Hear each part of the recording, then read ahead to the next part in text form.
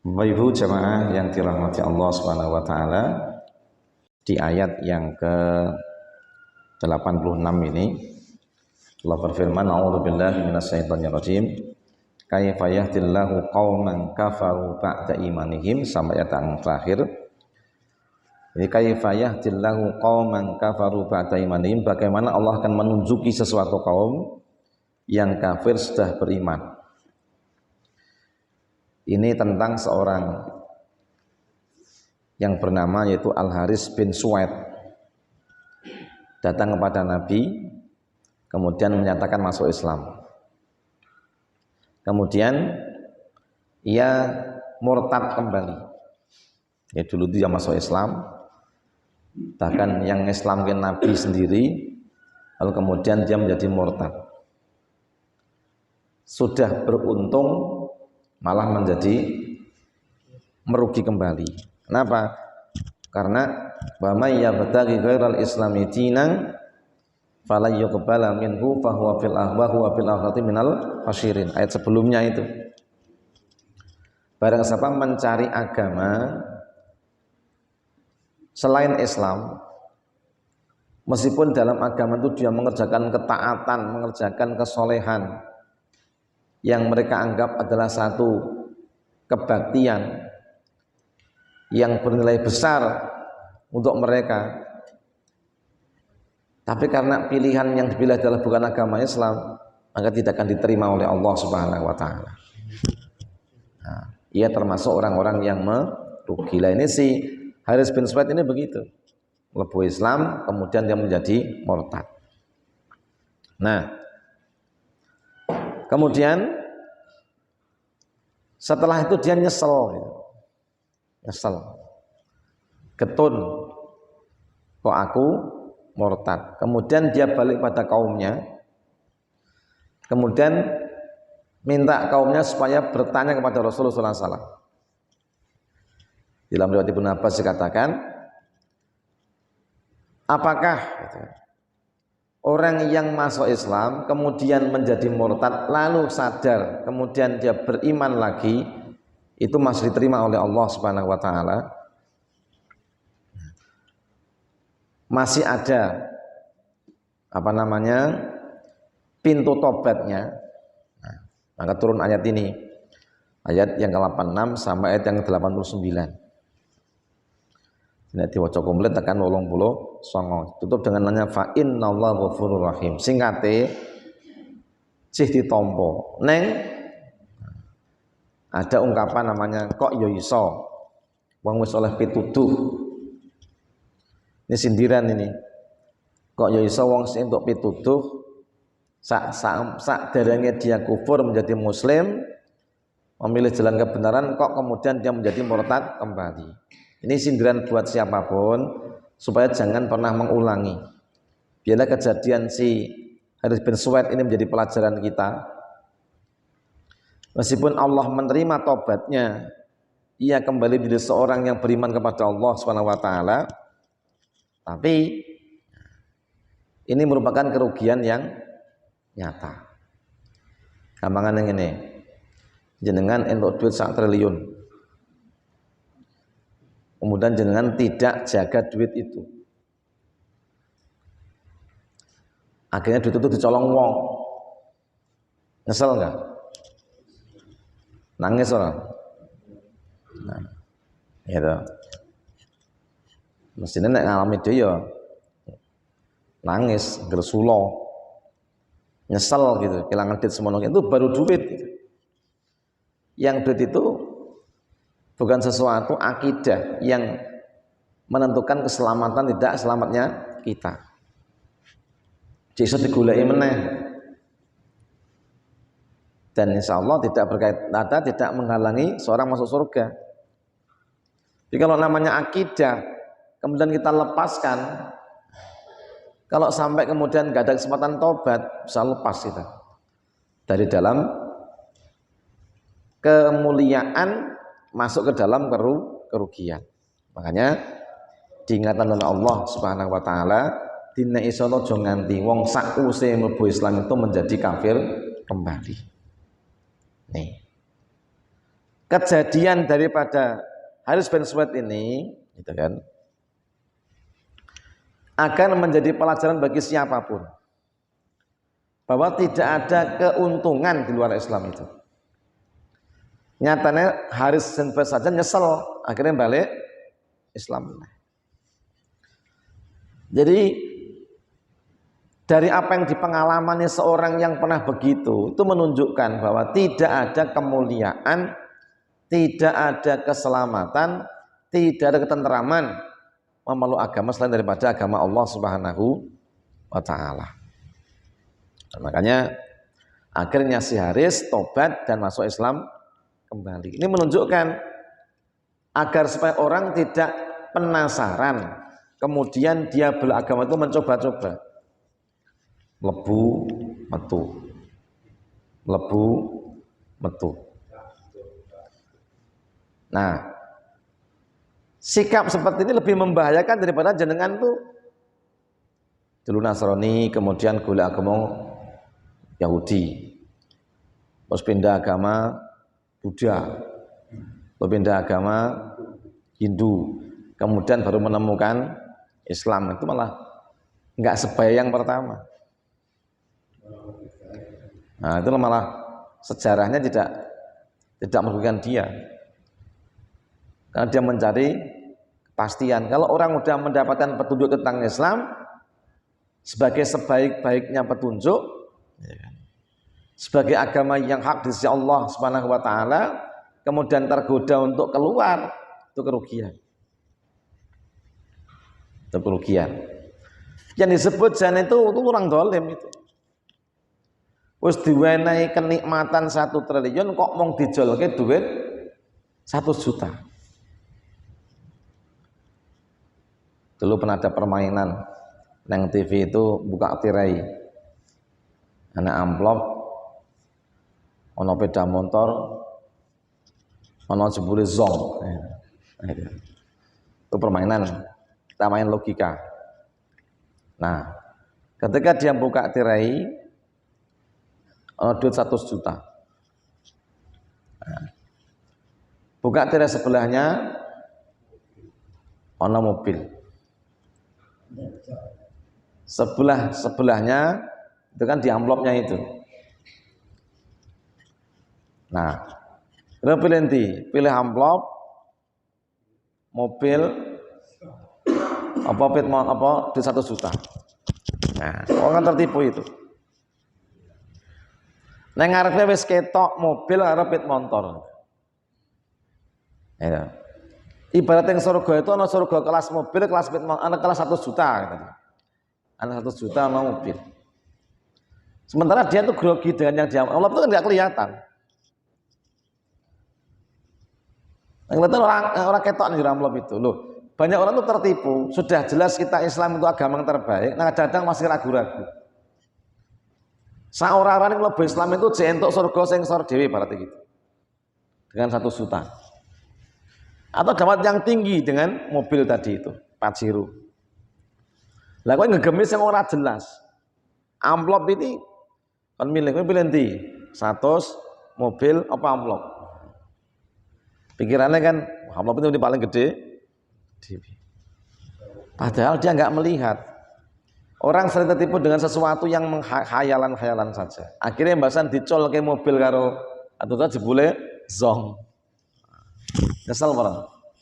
Makanya kan yang sudah jelas kebenarannya itu jangan kemudian kita sia-siakan. Hanya demi mencari sesuatu yang masih belum jelas. Kau punya duit 100.000, nentok pula ke dagangan yang biasa kamu jual, itu insya Allah orang kita ngerong pula hujan untuk bati. Zaman ini lah Pak Sabdi itu dit 100, tukannya batu jam, itu jadi bati 100. Batu jam itu ulangnya murah dari larang, gampangannya gitu, gampangannya gitu loh pamannya itu. Ya payu nah pokoknya. Wong teorinya gitu loh. Gampangannya kulak 100 sebadi 100. Soalnya kan sak dandani sak masangnya barang kan tukang ngejak. Nah, lalu Pak Saudi tertipu dengan buayan orang. Nek tukok nek kerok iso 1 juta iki. Ya toh? 100.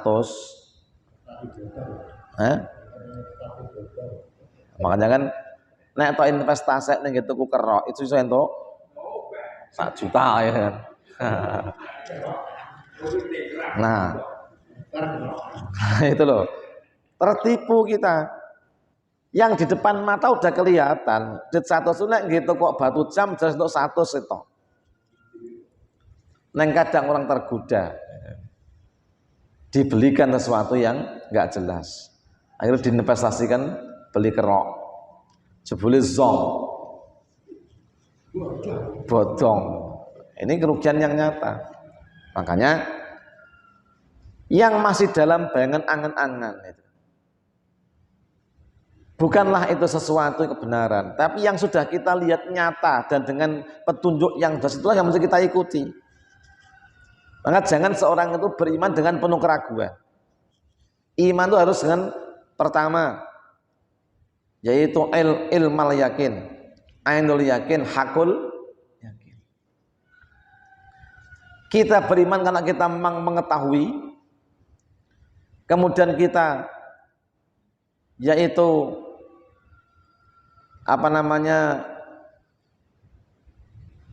merasakan gitu. Jadi ada namanya ilmu itu mengetahui. Kalau namanya ain itu melihat. Kemudian kita juga hakikat itu apa? Hakun itu melihat hakikatnya. Pendalaman, perenungan. Akhirnya kita mengetahui secara lebih dalam lagi. Itu. Insya Allah kalau kita iman begitu kita akan kuat. Nah imannya penuh dengan keraguan, nah, orang menjadi rugi. Pindah agama, pindah meneh, itu sia-sia rugi.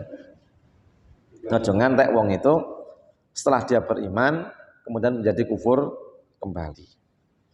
Nah.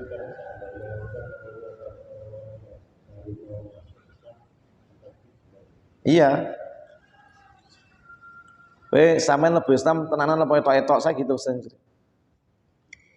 Kemarin saya ngislamkan orang namanya Mas Aldo. Kowe lebih Islam itu mung goro-goro kowe pengen bojo apa kowe pengen sesuatu apa karena kebenaran. Nah, kebenaran. Itu anak Bapak Tohari tak Islam dulu ya. Sama Tika. Sama Tika Cino itu Kalioso. Oke bos. Tuh, tak tanya. Bu Islam ini pengen ngopo? Pengen tenanan apa tenanan ya Islam tenanan. Saiki cek Islam ora? Atau tiliknya apa ora? Kita ketemu lagi. Takoni Adi kae, cek Islam apa ora?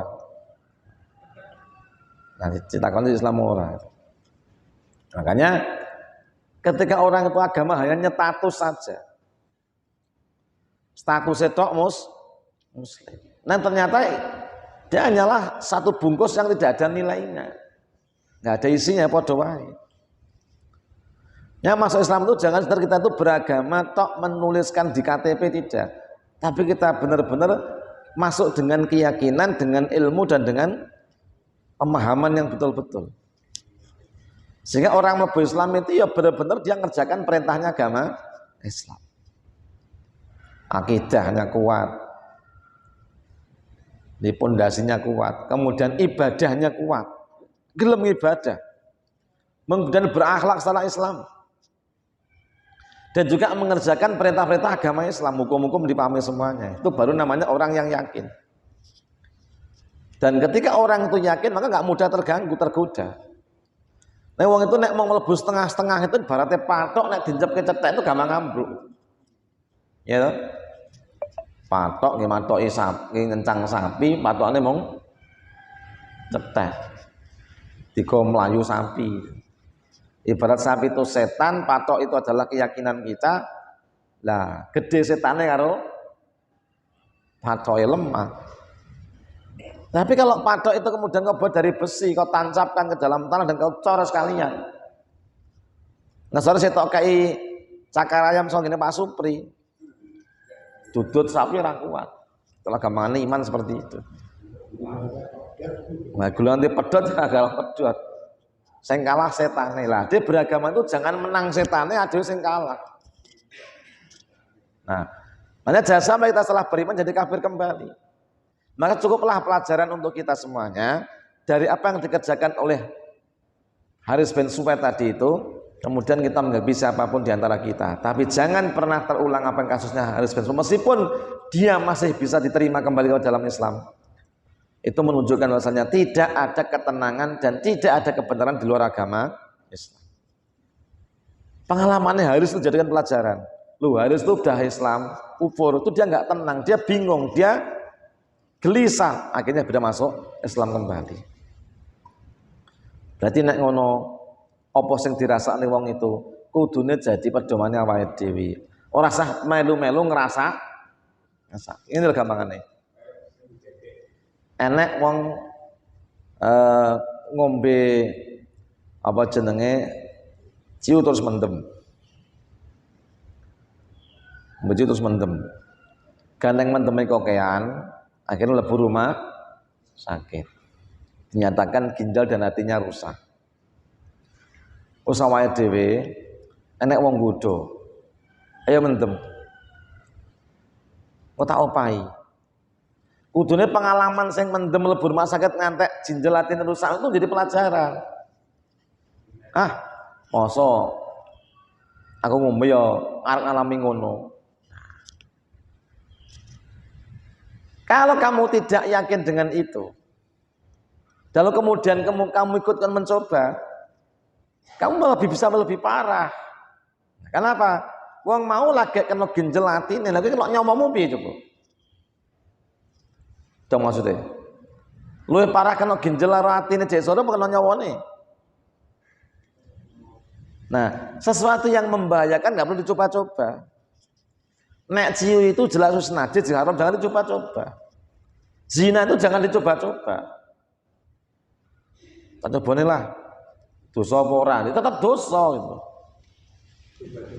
Nah, maka jangan sampai orang itu tidak Islam dengan yakin, akhirnya menjadi murtad kembali. Dan jangan menjadi orang yang murtad, karena orang yang murtad kalau sampai kemudian dia tidak bisa kembali, itu tidak akan diberi petunjuk oleh Allah. Karena wong tobat tenan sing kedua iku harus benar-benar memperbaiki diri, menyadari kesalahannya, nyesel akan kemurtadannya, kemudian dia memperbaiki Islamnya. Maka Allah masih Maha mengampuni. Nah, kebanyakan orang itu dilepaskan oleh Allah. Kenapa? Karena dia mendapatkan laknatnya Allah Subhanahu wa taala. Jarang wong sing modele lebu metu tuh pas lebu selamat. Neng cilaka pas metu. Lebu metu ingak-inguk numpak sepur gitu kan. Inguk lawang, gua antar inguk. Ya, inguk pertama selamat, kedua natap cagak ting, wis. Biar gitu loh maksudnya. Makanya sekali lagi pelajaran bagi Haris bin Suwaid ini supaya menjadi pedoman kita bahwa di luar Islam itu tidak ada ketenangan, nggak ada kebaikan. Maka ikutilah Islam sampai kembali kepada Allah Subhanahu wa taala. Wala tamutunna illa wa antum muslimun. Demikian, semoga bermanfaat. Subhanakallahumma bihamdika asyhadu an la ilaha illa anta astaghfiruka wa atubu ilaik. Wassalamualaikum warahmatullahi wabarakatuh.